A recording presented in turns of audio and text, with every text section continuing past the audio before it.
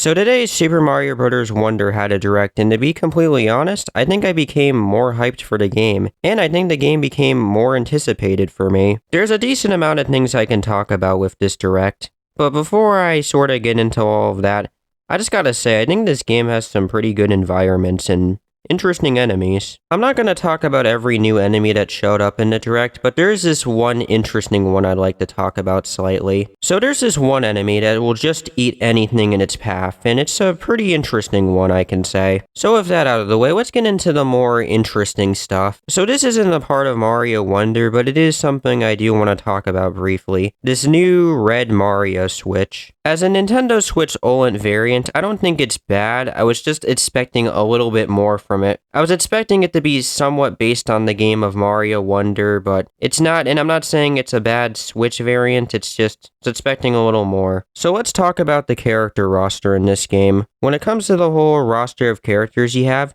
it's not that bad, to be honest. It's actually pretty good. I was honestly surprised to see that Nabbit and Toadette were playable. That caught me off guard, to be honest. Now, it seems that the characters don't have really any special abilities to them, except if you play as Yoshi and Nabbit, but there's sort of a way to remedy that. So this game has badges, which is this game's way of, I guess, giving the characters special abilities, because they apparently just play identical to each other. Now, to be completely honest, this whole badge idea is actually pretty cool. I honestly wouldn't mind seeing this in a 3D Mario game. You can only equip one badge at a time, but you're giving your character kind of their own moveset sorta, and it's cool. I'm kind of hoping later on in the game they let you equip more of these instead of just one over time, which, speaking of that, so we finally found out how those purple coins work, and basically they're like the game's currency, and you can use them to buy stuff. So I'm honestly wondering if you're able to buy an upgrade to give yourself more badges to equip. That'd be interesting. I'd like to point out that you're able to buy a Wonder Seed, which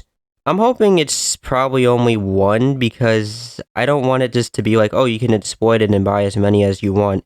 Because that kind of just makes going through levels a little bit pointless, to be honest. So let's just get into the new power-ups. When it comes to the new power-ups, I don't think they're bad.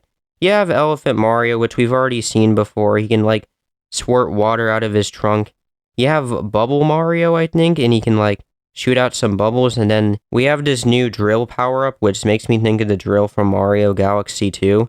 As a whole, these aren't bad power-ups. I think they have some pretty neat attributes to all of them. So we gotta talk about this whole Wonder Flower.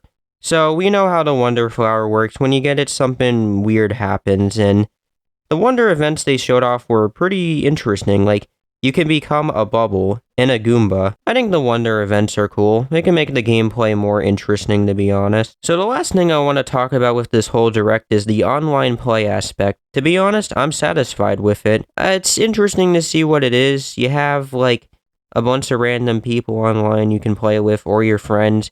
You can do races and put these weird standy things down. It's pretty interesting, and I'm satisfied with what it is. As a whole, the Super Mario Bros. Wonder Direct wasn't bad. It gave me a decent amount of information I wanted to know, and yeah, that's it. I'll see you guys next time, and bye.